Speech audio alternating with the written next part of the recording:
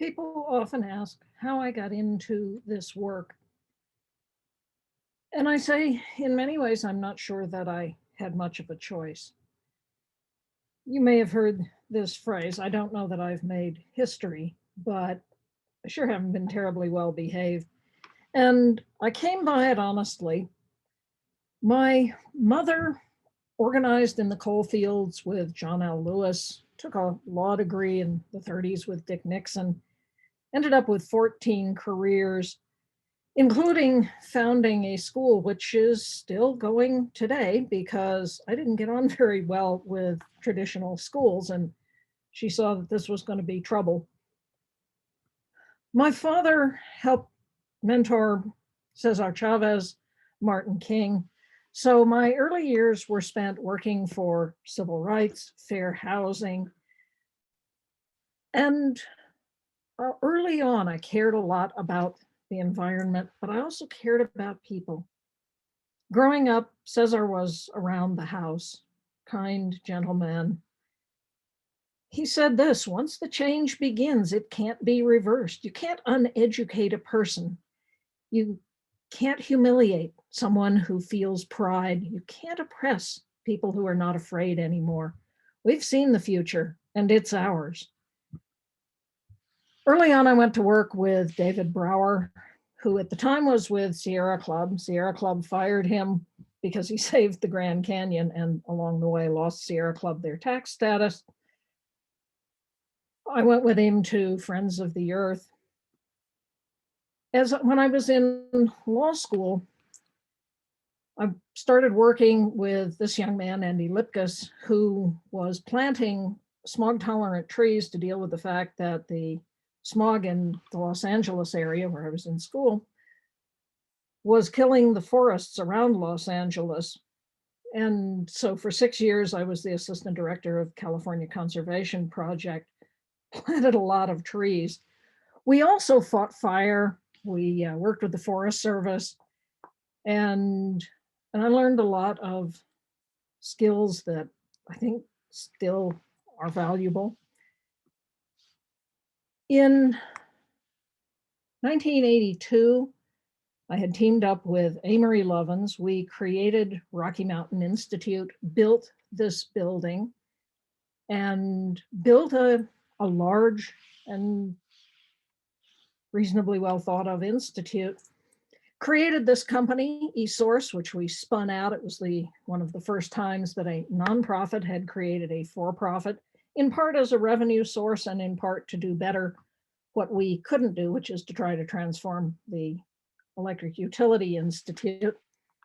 We worked with a lot of companies, including Interface Carpet Company, Ray Anderson, one of the early leaders of business sustainability. We wrote the book, Natural Capitalism, creating the next industrial revolution, along with Paul Hawken. I had been for 20 years the CEO of Rocky Mountain Institute, but when the book came out, in order to publicize the book, to spread it around, I went on the road, started giving a lot of speeches and doing a lot of media. We did projects like work with the US Navy. They asked if we would help design sustainable refugee camps.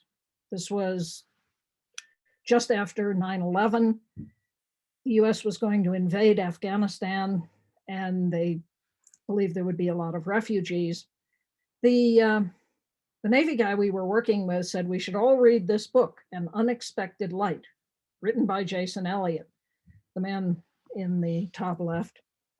And through this, I met Jason and came to know his brother, the man below Jason, and ended up hiring David Elliott to help me deal with the fact that while I was on the road, the folk at Rocky Mountain Institute had run the place pretty badly in debt.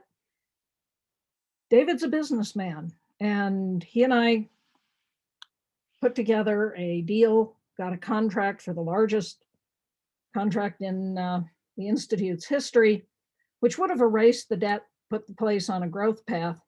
but we also made the people who had been running RMI look bad, and they fired the both of us. So I said, what would Dave Brower do? Dave was fond of this quote from William Murray, the mountain climber. Until one is committed, there is hesitancy, the chance to draw back, always ineffectiveness. Concerning all acts of initiative and creation, there is one elementary truth, the ignorance of which kills countless ideas and splendid plans, that the moment one definitely commits oneself, then providence moves too. All sorts of things occur to help one that would never otherwise have occurred. A whole stream of events issue from the decision, raising in one's favor all manner of unforeseen incidents and meetings and material assistance, which no one could have dreamed would come their way. Whatever you can do or dream you can do, begin it. Boldness has genius, power, and magic in it. Begin it now. And so David and I looked at each other and said, well, want to go again? And we created Natural Capitalism Solutions. The first thing we did was go to the UN's World Summit in South Africa. And since we were in Africa, we figured, well, let's go on safari. We also helped create Presidio School of Management, one of the first MBA programs in which sustainability was baked into every class. David then decided to follow his brother and went off to Afghanistan, immediately called me and said, you must come. And I said, I must come because, and he said, just come. You'll understand when you get here. And I was in London, had a chunk of time when I didn't have to be anywhere else. So I said, all right, I'll come. And he said, look, we have the opportunity to try to implement a green Afghanistan. The eye of the world is here. All the international aid agencies are here. We might be able to do this. And so for about 6 years, I worked in Afghanistan off and on. Jason had said this, the greatest shock, I believe, to which the outsider has to adjust in Afghanistan is the effect, bewildering at first, of encountering a people who do not seem to fully depend on their surroundings for their happiness. A people whose dignity is not drawn from the things of the world. This infectious love of life leaves a deep mark on the visitor. It has a healing effect on the spirit. Years of conflict and privation have done nothing to erode the Afghan sense of humor. And in Afghanistan, I learned how to be happy. The Afghans have nothing, no things. And yet, many of them with whom I worked had a sense of belonging, of purpose, of knowledge of who they were, that many people in the West with all their material possessions are hungry to find.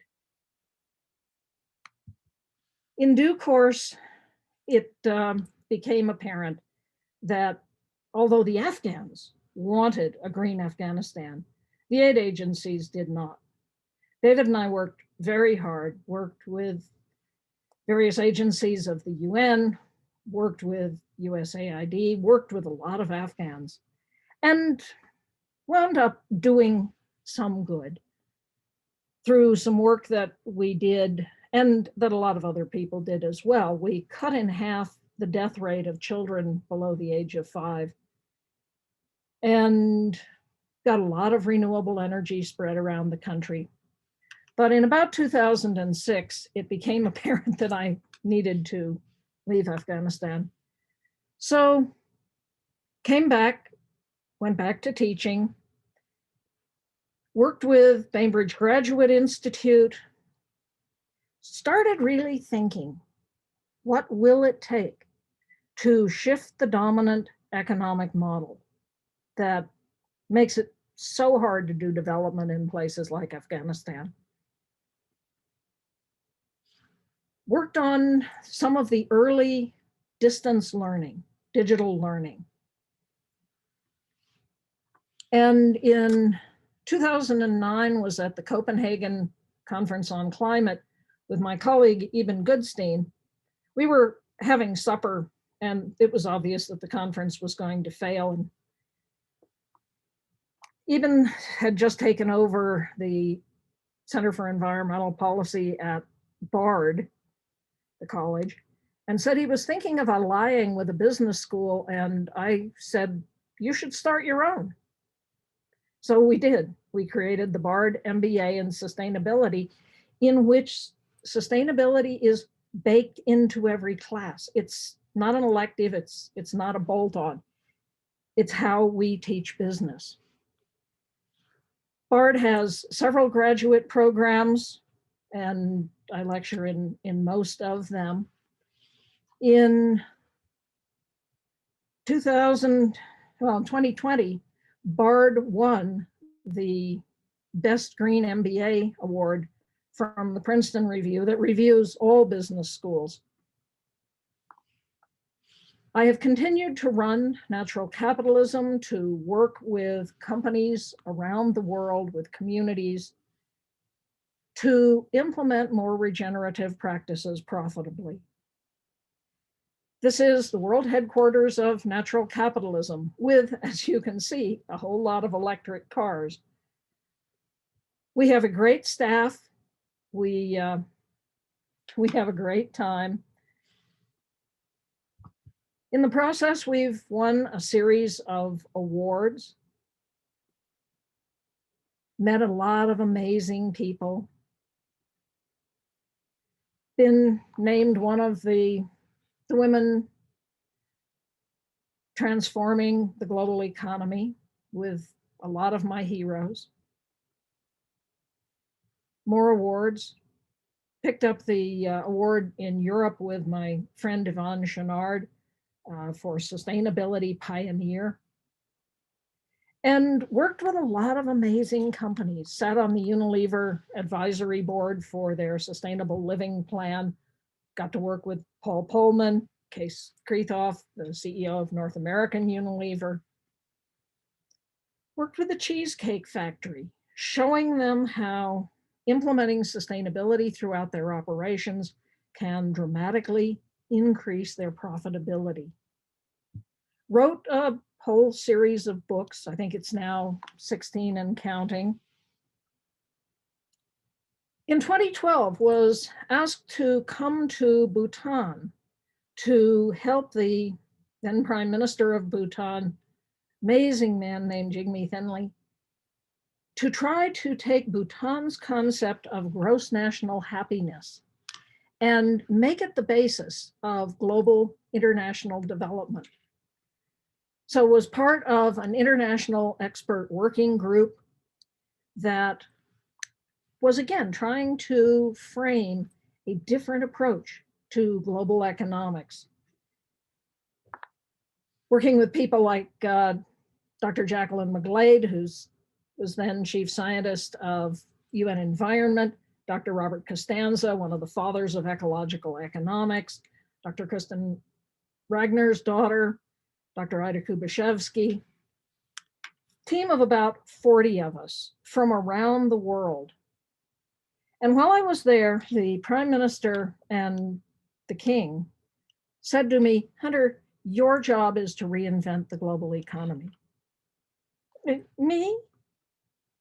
So Bob Costanza and I and a group of others created the Alliance for Sustainability and Prosperity to try to begin to do this, and pulled together a team of people, again, from around the world, to begin rethinking what an economy in service to life would look like. Along the way, we were asked to work in China with a group called the Dadao Academy. We created the Institute for Green Investing and helped the Chinese with their commitment to build the first ecological civilization. They have written it into their constitution that China will be the ecological civilization. China is leading the world in renewable energy, in a lot of other areas as well. Very exciting place to work. Continued to work with the United Nations around climate protection. Went in 2015 to COP21 in Paris, where it really was the last chance to seal the deal. We failed in Copenhagen in 2009. So I gave a lot of speeches around Paris, spoke about regenerative agriculture and its power to pull carbon out of the air and put it back in the soil.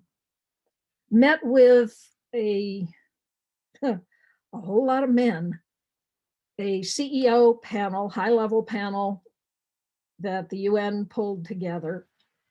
And the corporate world at Paris began to step up and said to the leaders of the world, if you give us this accord, we will unleash trillions for renewable energy, for climate protection. Met with a lot of great women.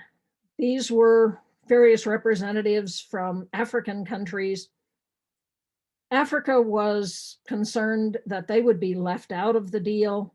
Climate change is wreaking havoc the world around, particularly in poor countries, a lot in Africa. And there had been language in the accord about loss and damages, recognition that the poor countries of the world are losing a lot from climate change, and a commitment to help pay for that. And that language was stripped out. And the Africans said, we're going to walk. And so I met with these various delegates and then went to the US ambassador. It was a soiree at the ambassador's house. Met with Amy Christensen, who's much smarter about diplomatic matters than I am, but said to the US ambassador, please put that language back in, or the Africans may walk. I understand, and I said to the Africans, you're not going to get payment for your losses, for your damages, but you may well get recognition that you are hurting, that you do have losses. Waiting in the middle of the night for the language to be put back or not. So Solitaire Townsend of Futera, Ida Kubashevsky. Ida stole this tin of Ben & Jerry's ice cream. They had a little ice cream parlor which had shut down for the night. Sully bought us some wine. So supper that night was French wine and Ben & Jerry's cookie dough ice cream. Sully is texting Paul Pullman of, hey, Paul Pullman, we stole a tub of your ice cream, but it's okay, I'm with Hunter Lovins.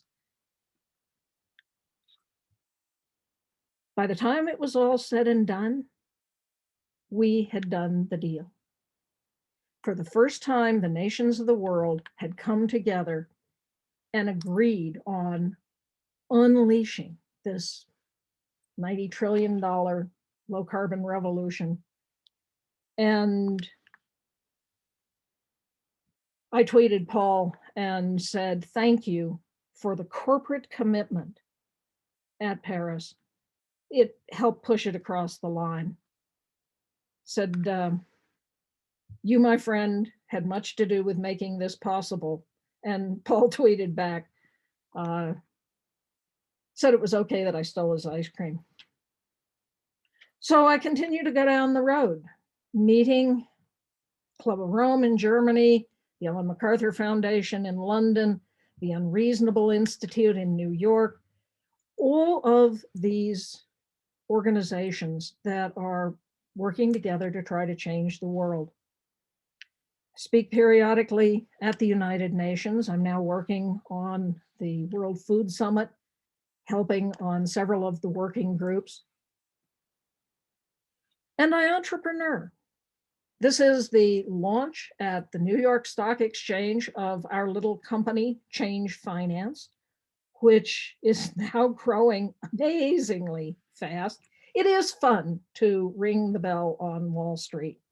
And Change Finance, this is the first exchange-traded fund that is truly fossil fuel free, investing in service to life, which is the tagline of my latest book, A Finer Future, Creating an Economy in Service to Life.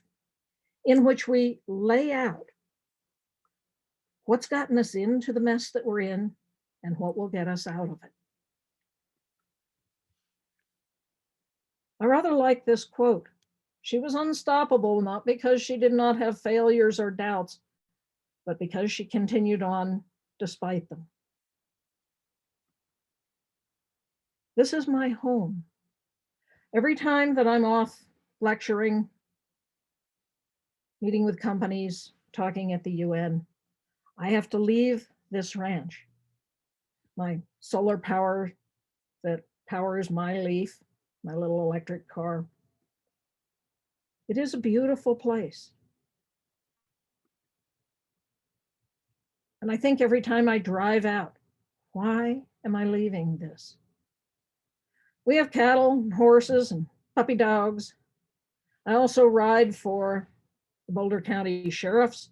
This is, we're on mission rescuing horses from that fire. And yes, that is active fire right behind those guys. We're being turned around because the fire had blown up. We were on a mission to try to go rescue some yaks. As it turned out, the yaks got out just fine. But we do this every year when I'm home. But this is what keeps me on the road. People say, oh, that's not my job. Come on, guys, somebody should have picked up the darn dead possum. We're all responsible.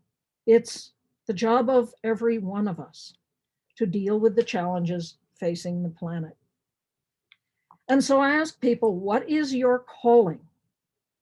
Don't write a venture plan, write an adventure plan. Take your passion and your aspirations and bring them to business. Business is the institution that is large enough, well enough managed, rich enough to be able to tackle these problems. Yes, we need good government. Yes, please vote. It matters, as I think we've seen recently. But it will take business working with government, working with citizens, working with communities. It'll take all of us, but it absolutely will take business. You've heard this phrase, yeah, don't take a risk. The second mouse gets the cheese. Come on, guys, let's be like this little feller. Let's strap on a helmet and go for it. I like this quote from Teddy Roosevelt. It's not the critic who counts, not the man who points out how the strong man stumbles or where the doer of deeds could have done better. The credit belongs to the man and the woman who's actually in the arena, whose face is marred by dust and sweat and blood, who strives valiantly, who errs and comes up short again and again, because there is no effort without error or shortcoming, but who knows the great enthusiasms, the great devotions, who spends herself for a worthy cause, who at best knows in the end the triumph of high achievement, and who at the worst, if she fails, at least fails while daring greatly, so that their place shall never be with those cold and timid souls who know neither victory nor defeat. We need leaders, and we all hope for a leader, as was portrayed in Lord of the Rings. But remember, in the story, it was these two, the fun-loving, unassuming little hobbits who undertook to save the world. And they were afraid. They didn't know where they were going. But in the end, all the kings and warriors and wizards could just stand by as the little people saved the world. I think real courage, real leadership is extraordinary courage by ordinary people. Lao Tzu said, leaders are best when people scarcely know they exist. Not so good when people obey and acclaim them. Worst when people despise them. Fail to honor people, they fail to honor you. But of good leaders, when their work is done, their task fulfilled, the people will all say, we did this ourselves. This is what I hope, or something like it, is on my tombstone, that I helped bring about a regenerative economy, giving humans, giving all life, a sustainable place on a verdant and healing planet. I hope you'll come along for the ride.